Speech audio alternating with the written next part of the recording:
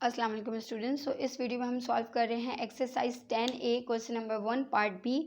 अब part B में देखें, सबसे पहले आपको अगेन बेस को आइडेंटिफाई करना है और बेस की आइडेंटिफिकेशन के बाद आपको इसका वॉल्यूम ऑफ प्रिज्म फाइंड करना है। तो बेस के आइडेंटिफिकेशन के लिए आपको एक चीज़ बताइए कि सबसे पहले आप इसकी सारी फ्लैट सरफेसेस को देखिए और उसमें एक ऐसी फ्लैट सरफेस आपको दिख रही होगी जिसके अपोजिट साइड पे या जिसके पैरेलल साइड पे सेम वही फ्लैट सरफेस होगी। तो यहाँ पे आप देखें इसके अपोजिट साइड पे तो इसके अपोजिट साइड पे तो पूरा एक रेक्टेंगल बन रहा है, ये नहीं है ना, इसके अबव साइड पे है और बॉटम वाली सेम है। लेकिन ये वाली जो सरफेस है इसके अपोजिट साइड पे सेम फिगर बन रही है, ठीक है। तो ये आपके पास कहलाएगी बेस ऑफ द प्रिज्म। अब बेस ऑफ द प्रिज्म का हमें फाइंड करना होता है फॉर्मूले के अकॉर्डिंग एरिया। लेकिन एरिया फाइंड करने के लिए हमें ऐसी ज्योमेट्रिकल फिगर गिवन हो जिसका जो फॉर्मूला है एरिया का फॉर्मूला जो है वो प्री डिफाइन हो। लेकिन यहाँ पे ये ज्योमेट्रिकल फिगर अगर हम देखें तो 1 2 3 4 5 साइडेड फिगर है, यानी पेंटागन है, लेकिन इसका कोई नाम नहीं है, ठीक है। अब इसके लिए आप क्या करेंगे, ऐसी अगर फिगर आ जाती है बेस में कि जो प्री डिफाइंड फिगर ना हो, जिसका आपको फॉर्मूला पता ना हो एरिया निकालने का, तो आप उस फिगर को डिवाइड करेंगे इनटू डिफरेंट फिगर्स में जिसका एरिया का फॉर्मूला आपको गिवन है। तो यहाँ पे अगर मैं इस बेस को डिवाइड कर दूँ इस तरह से कि यहाँ पे दो ज्योमेट्रिकल फिगर ऐसी बन रही हो जिसका मुझे एरिया पता है, ठीक है। तो यहाँ पे मेरे पास एक रीजन बन गया B1 और एक रीजन बन गया B2। अगर मैं इस B1 को देखूं तो ये यहाँ पे ट्रेपीजियम फॉर्म्ड हो रहा है, ठीक है, यानी दो पैरेलल साइड्स आ रही हैं। तो B1 जो है वो ट्रेपीजियम बन रही है, जबकि B2 जो है वो मेरे पास एक रेक्टेंगल शेप बन रही है। तो इसका मतलब है कि इसका जो बेस एरिया होगा वो दो में डिवाइड होगा, एक B1 एंड B2 में। B1 रिप्रेजेंट करेगा ट्रेपीजियम, B2 रिप्रेजेंट करेगा रेक्टेंगल। तो सबसे पहले इसका अगेन डेटा बना लेते हैं। अच्छा, यहाँ पे बेस डेटा बनाने के लिए सबसे पहले मैंने B1 को रिप्रेजेंट कर दिया कि वो ट्रेपीजियम फॉर्म्ड हो रहा है। अब ट्रेपीजियम में जितने ट्रेपीजियम के फॉर्मूले में एरिया के फॉर्मूले में जितने भी पैरामीटर्स यूज़ हो रहे होते हैं मैं उनको फाइंड कर लूँगी। तो सबसे पहले पैरेलल साइड्स होती हैं और हाइट होती है, ठीक है।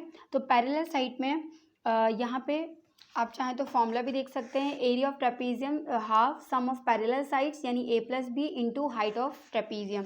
तो यहाँ पे मुझे पैरेलल साइड्स आइडेंटिफाई करनी है और हाइट आइडेंटिफाई करनी है। तो पैरेलल साइड्स यहाँ पे हो जाएंगी A+B। तो यहाँ पे 7 एक हो गई जिसको मैंने A कंसिडर कर लिया, और B जो होगी वो यहाँ पे देखें कि जब मैंने इसका पार्टीशन किया तो 18, ये वाली लेंथ जो थी इसकी बेस की वो 18 थी। तो ऑब्वियसली ये इसके पैरेलल है तो ये भी 18 होगी। तो यहाँ पे ये भी 18 हो गई, तो B 18 सेंटीमीटर होगी, ठीक है। इसके बाद हाइट ऑफ ट्रेपीजियम यहाँ पे आप लिख दें छोटा सा नीचे T, यानी हाइट ऑफ ट्रेपीजियम फाइंड करें इज इक्वल्स टू। अच्छा, हाइट ऑफ द ट्रेपीजियम के लिए आप देखें कि ये जो परपेंडिकुलर लेंथ आ रही है ये इसकी हाइट कहलाएगी। अब इसका जो टोटल डिस्टेंस है इस पॉइंट से लेके यहाँ तक वो 28 सेंटीमीटर है। अब मुझे इस पार्ट का पूरा डिस्टेंस देखना है, ये लेंथ कितनी आ रही है। तो यहाँ पे देखें ये 16 है, तो इसके पैरेलल साइड पे ये भी 16 सेंटीमीटर होगी। अब अगर मैं इस टोटल में से इस 16 वाले पार्ट को सब्ट्रैक्ट कर दूँ तो मेरे पास ये वाला पार्ट आ जाएगा। तो यहाँ पे मैं लिख देती हूँ कि 28 माइनस 16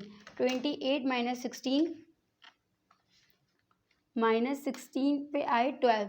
तो इसका मतलब जो इसकी हाइट है वो 12 सेंटीमीटर हो जाएगी। तो यहाँ पे हाइट ऑफ द ट्रेपीजियम क्या है, 12 सेंटीमीटर, ठीक है। ये तो हो गया था ट्रेपीजियम के लिए। अब दूसरा डेटा जो बनेगा वो बनेगा B2 के लिए। B2 आपके पास क्या है, B2 आपके पास रेक्टेंगल है और रेक्टेंगल का फॉर्मूला होता है लेंथ इंटू ब्रेथ। तो लेंथ इसकी गिवन है, ये इसकी लेंथ हो गई जो कि 18 सेंटीमीटर है, और इसकी ब्रेथ जो है वो कितनी है, 16 सेंटीमीटर, ठीक है। अब आप इसको डायरेक्टली फॉर्मूले में पुट करें, volume is equals to base area into height.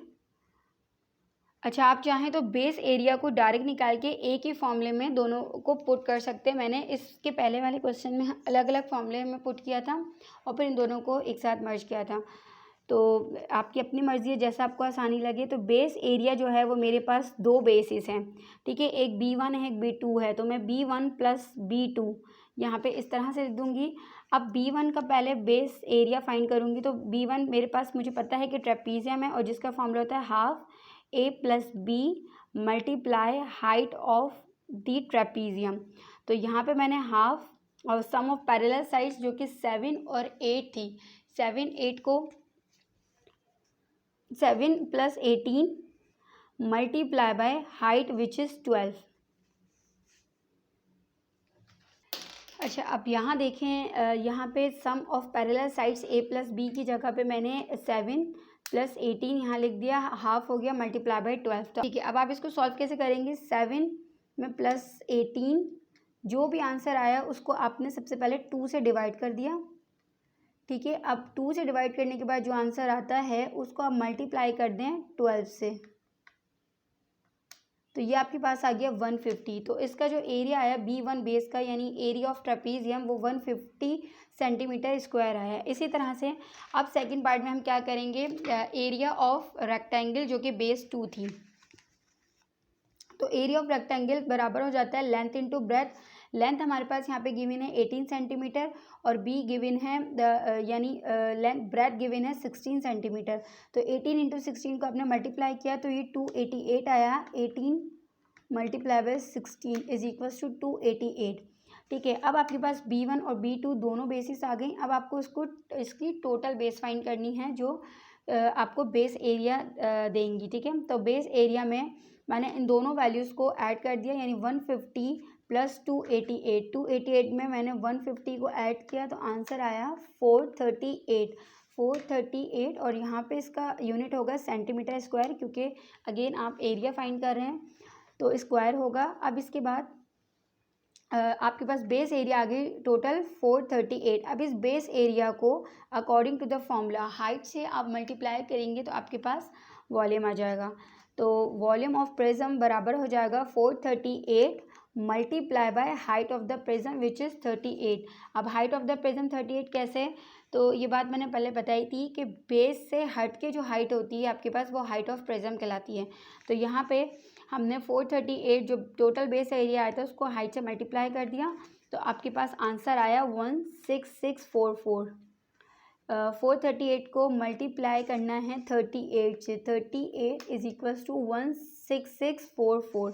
तो ये आपके पास वॉल्यूम ऑफ गिवन फिगर आ गया जो कि प्रिज्म है 16644 सेंटीमीटर क्यूब।